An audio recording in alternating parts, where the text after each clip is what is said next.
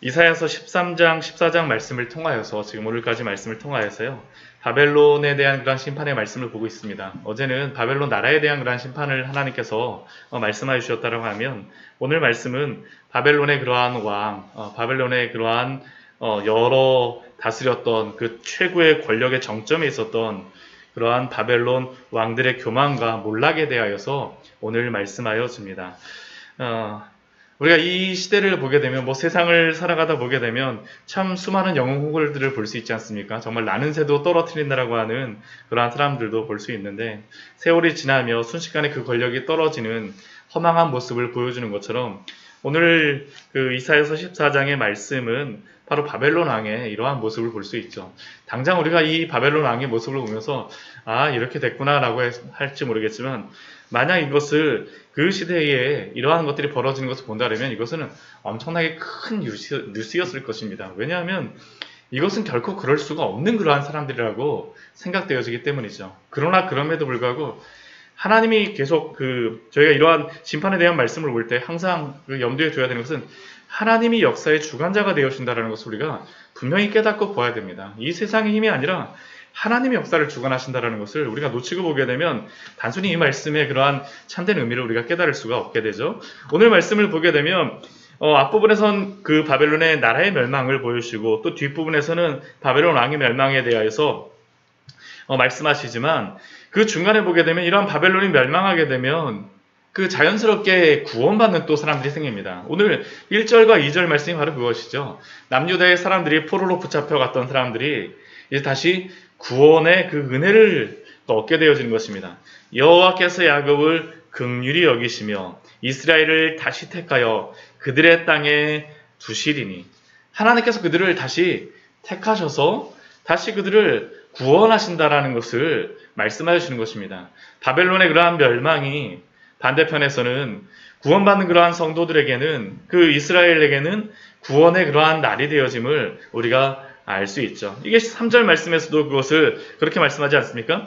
여호와께서 너를 슬픔과 곤고와 및 내가 수고하는 구역에서 놓으시고 안식을 주시는 날에 하나님이 이렇게 안식의 날, 오늘 이제 뒷부분에 보게 되면 그 이스라엘 백성들에게는 안식의 날이 되지만 바벨론 왕에게는 참 그날이 치욕의 날이며 또한 멸망의 날인 것을 우리가 볼 수 있습니다.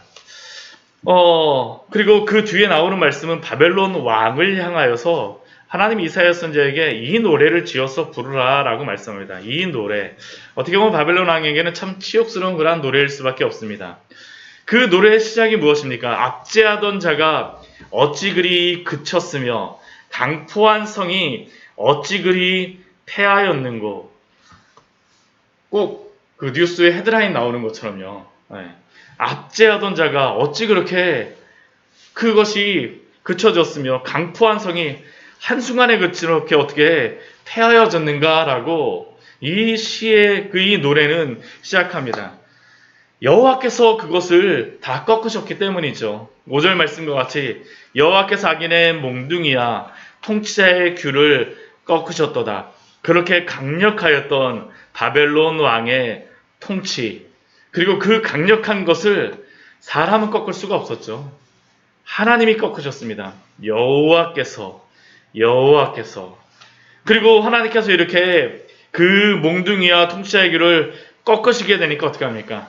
온 세상은 조용해지며 평온해집니다. 악을 행하던 그러한 그 바벨론의 멸망은 세상에 대해서 평안함을 주는 것이죠. 4절 말씀처럼 이제는 온 땅이 조용하고 평온하니 무리가 소리 높여 노래하도다. 온 자연도 같이 기뻐합니다. 향나무와 레바논의 백향목도 너로 말미암아 기뻐한다라고 오늘 이사야를 통하여서 주시는 그 노래에서는 우리에게 말씀하고 있습니다. 아무리 세상의 그러한 왕과 힘이 사람이 막을 수 없다 할지라도 하나님이 이렇게 통치하시고 하나님이 심판하시게 되면 모든 것들이 다 조용해지는 것이죠.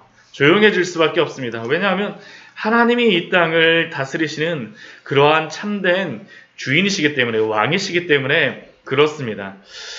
오늘 또 9절 이후의 말씀에 보게 되면 이렇게 바벨론 왕이 심판을 당하여서 멸망을 당하게 됐을 때에 이 세상에서는 기쁨이 넘친다라고 하는데, 세상에서는 기쁨이 넘친다라고 하는데 9절과 10절 말씀에 보게 되면 오히려 그의 죽음으로 인하여서 스올에서는 소동이 발생한다라고 말씀하고 있습니다.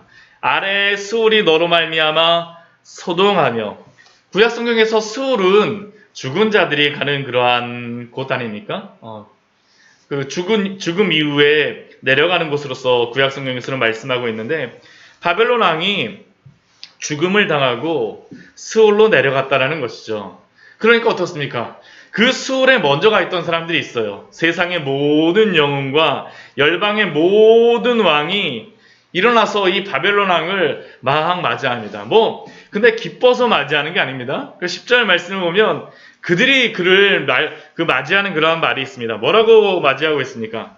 너도 우리같이 연약하게 되었느냐? 너도 우리같이 되었느냐 하리로다. 아무리 하늘에 나는 새를 떨어뜨린 것 같은 그 권력을 가졌던 그 무서운 바벨론의 왕이라 할지라도 죽음 이후에는 아무것도 아니라는 것이죠. 너도 우리같이 연약하게 되었느냐, 너도 우리같이 되었느냐 하면서 지금 말하고 있습니다. 그 바벨론의 그 영화는 어떻습니까? 11절 말씀을 보면 정말 아무것도 아닙니다. 그 영화가 스올에 떨어집니다. 같이 바벨론 왕과 같이 무너지게 되는 것이죠. 그러자 그가 깔고 누웠던 그 이불과 깔았던 그 모든 그 요와 화려했던 그 이불이 무엇으로 지금 11절 말씀에는 표현되고 있습니까? 부더기가 내 아래 깔리며 지렁이가 너를 덮었도다 라고 말씀을 하죠. 그 전에 그렇게 화려한 그 침구에서 이 바벨론 왕이 쉬지 않았겠습니까? 근데 이제는 죽음 이후에는 그냥 무덤 위에 그냥 잠들어 있는 그냥 사람이라는 것입니다. 구더기가 내 아래 깔리며 지렁이가 너를 덮었도다. 우리는 이러한 말씀을 보면서 이 세상에서 취하는 그러한 모든 영화와 부와 성취가 얼마나 부질없다라는 것을 우리가 알 수 있죠. 아무리 이 세상에서 가장 부유하고 힘 있는 사람이 되었다 할지라도, 큰 나라의 바벨론의 왕과 같이 되었다 할지라도 죽음 이후에 그것이 무슨 소용이 있겠습니까? 아무런 소용이 없다라는 것입니다. 아무런 소용이 없다라는 것이죠. 예수님께서도 큰 창고를 짓고 평생 쉬고 먹고 즐거워하리라 하였던 그 부자를 향하여서 그 비유를 통하여서 말씀하셨던 것이 무엇입니까? 어리석은 자여 오늘 밤에 내 영혼을 도로 찾으리니 그러면 내 준비한 것이 누구의 것이 되겠느냐 하셨으니, 아무리 많은 것을 준비한다 할지라도, 아무리 평생 쉬고 먹고 즐거워하겠다라고 계획을 세웠지만 하나님이 그 영혼을 찾아가시면 아무것도 아니라는 것입니다. 누가복음 12장 21절 예수님이 그 뒤에 분명히 이렇게 말씀하십니다. 자기를 위하여 재물을 쌓아두고 하나님께 대하여 부유하지 못한 자가 이와 같으리라. 이 세상의 모든 재물을 쌓아둔다 할지라도 하나님께 대하여 부유하지 못한 자가 이와 같으리라고 말씀하십니다. 요즘 보게 되면 어제도 부동산 무슨 정책이 나온다 그래갖고 이렇게 쭉 나오면서 저희도 전세를 어떻게 얻어야 되냐 그런 이야기를 했었는데요. 이러한 말씀 보게 되면 우리가 아무리 좋은 수십억의 집, 정말 수백억의 집, 그러한 것들을 아무리 깔고 우리가 산다라고 하는데 해서 무슨 소용이 있겠습니까? 정말 하나님이 그 코코테옥을 거두어 가시게 되면 아무것도 아니라는 것이죠. 아무것도 아니라는 것을 오늘도 우리에게 바벨론 왕을 통하여서 우리에게 말씀하여 주시는 것이 아니겠습니까? 그런데 오늘 이 말씀을 통하여서 우리가 또 한 가지 우리가 좀 생각해 보고자 하는 것은 이 수월에 대한 말씀을 주시면서 죽음 이후의 세계에 대하여서 우리에게 분명히 몇 가지 말씀을 주고 계십니다. 첫 번째는 세상의 그러한 생각과 미신은 인간이 죽음 이후에 귀신이 되어서 더 강한 능력을 가지고 있다라고 생각을 하는데 오늘 말씀을 보면 그렇지 않죠. 우리 그 강력하였던 바벨론 왕이라 할지라도 무엇이라고 그들이 대답합니까? 너도 우리같이 연약하게 되었느냐? 너도 우리같이 되었느냐라고 말씀하고 있습니다. 죽음 이후의 존재는 보통 우리가 그 세상에서 뭐 귀신에 대해서 뭐라고 하면서 두려워한다라고 이야기하는데 그렇지 않다는 것이죠. 아무것도 아니다라는 연약하신다라는 것을 성경 우리에게 말씀하여 주고 있습니다. 또한 두 번째 그 사실은 무엇입니까? 죽음 이후의 사람의 영혼은 이 땅 가운데서 활보할 수 없다라는 것이죠. 바벨론의 왕이 그렇게 강력하다 할지라도 지금 이제 그가 구더기를 밑에 깔고 위에 요를 지렁이로 덮었다는 것은 그 수월, 그 음부에 매여 있음을 분명히 우리에게 말씀하고 있습니다. 이것은 누가복음 16장 말씀에서 예수님께서 부자와 나사로의 비유에서도 분명히 말씀하여 주는 것이죠. 부자가 죽고 나서 음부에 매여서 결코 이 세상으로 나올 수 없음을 우리에게 말씀하십니다. 그렇게 혹시라도 우리는 이렇게 죽음 이후의 영혼이 이 세상에 있다는 그러한 말들에 대하여서는 우리가 현혹되지 말아야 됩니다. 왜냐하면 어느 구약도 오늘 말씀도 그렇고요. 신약의 예수님의 말씀도 그렇고 성경은 결코 그렇게 말씀하지 않기 때문입니다.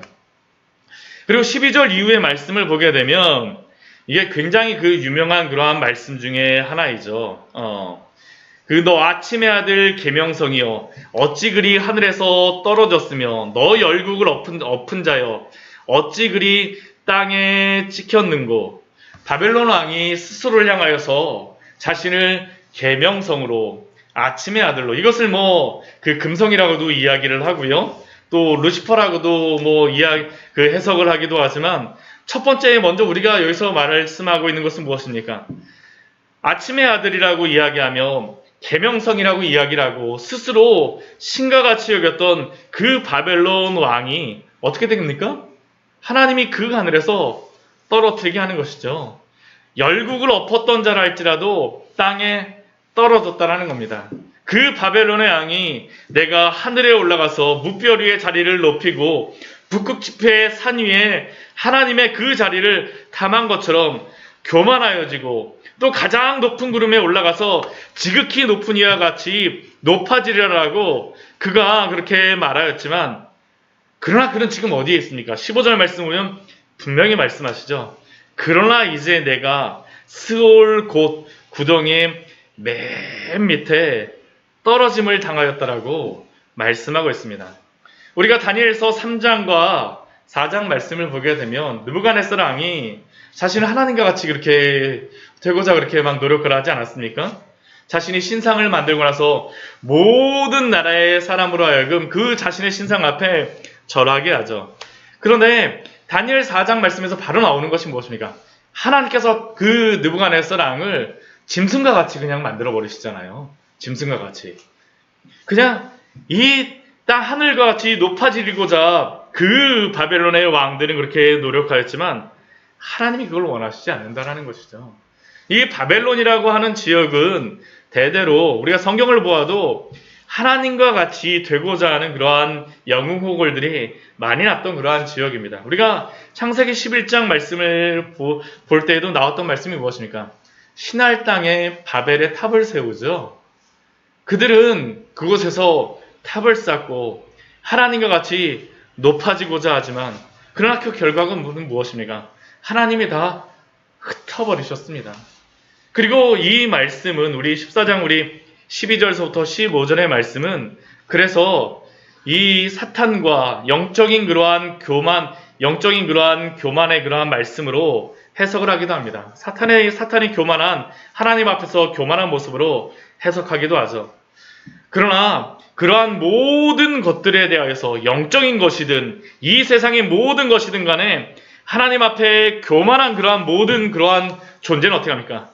하나님이 스올의 구덩이 맨 밑에 낮추시리라고 말씀하고 있습니다. 그렇게 우리는 항상 하나님 앞에서 겸손하게 행해야 될 줄 믿습니다. 하나님이 우리에게 주신 것도 다 하나님이 주신 것이 우리가 한 것이 아니죠. 하나님 앞에 겸손함으로 나아가신 우리 귀한 성도님 되시기를 축원합니다. 또 우리 뒤에 말씀에 보게 되면 우리 19절, 우리 14장 19절 말씀에 보게 되면 이렇게 말씀하고 있습니다. 오직 너는 자기 무덤에서 내쫓겼으니 가증한 나뭇가지 같고, 우리가 이 나뭇가지에 대한 말씀을 앞에 11장 말씀에서 보았었습니다. 우리 11장, 이사야서 11장 1절 말씀에 보게 되면 이 가지에 대한 한 가지의 말씀을 보았었죠. 11장 1절 말씀은 이렇게 말씀이 되고 있습니다. 이 새 줄기에서 한 싹이 나며 그 뿌리에서 한 가지가 나서 결실할 것이요. 지금 이 바벨론 이사야서 14장 말씀은 지금 이 바벨론 왕을 하나님이 나게 하시는 그 가지와 비교하고 있는 것입니다. 이 새의 뿌리에서 나오는 그리스도와 비교합니다. 그러나 바벨론 왕의 세상적인 힘과 권력, 그 권세는 위대하고 영원할 것 같지만 그 가지는 어떤 가지일까요? 가짜 가지입니다. 가짜 가지이죠. 다 없어져 버리는 가지입니다. 우리 그 뒤에 말씀해 보게 되면 바로 그것입니다. 가증한 나뭇가지 같아서 그냥 죽음에 둘러싸여 있습니다. 밟힌 시체와 같은 그러한 가지라는 것이죠. 가짜 가지입니다. 오직 그리스도만이 참된 그러한 하나님의 세우시는 가지임을 우리가 바벨론 왕과 우리 이사야서 11장의 그 예수 그리스도의 그 모습과 비교하고 있는 것입니다. 누가 역사를 주관하실까요? 우리 22절과 23절 말씀을 보게 되면 바벨론 왕에게 이렇게 말씀하십니다. 바벨론 왕에 대한 그러한 심판만 말씀하시는 것이 아니죠. 만군의 여호와께서 말씀하시되 내가 일어나 그들을 쳐서 이름과 남은 자와 아들과 후손을 바벨론에서 끊으리라. 바벨론 왕의 그 유명한 그 위세, 그 힘, 이름조차도 그런데 하나님께서 남기지 않겠다라고 말씀하세요. 그리고 바벨론 왕을 따랐던 그 모든 남은 자들도 다 흩어버리겠다라는 것입니다. 아들과 후손조차도 하나님께서 다 끊어버리시겠다고 말씀하십니다. 누구의 말씀입니까? 하나님의 말씀입니다. 하나님의 말씀. 22절과 23절 말씀에서는 만군의 여호와께서 말씀하시되 내가 나 여호와의 말이니라, 나 만군의 여호와의 말이니라라고 말씀함으로 말미암아 바벨론 왕의 그러한 권세는 사라질 권세이며 오직 하나님의 권세와 또한 그리스도의 나라만 영원할 것임을 우리에게 말씀하여 주시죠. 사람이 보기에는 그루터기만 남은 그리스도의 그 나라는 아무것도 처음엔 아닌 것처럼 보였지만 하나님이 세우실 것이기에 영원하며 반드시 이루어질 줄 믿습니다.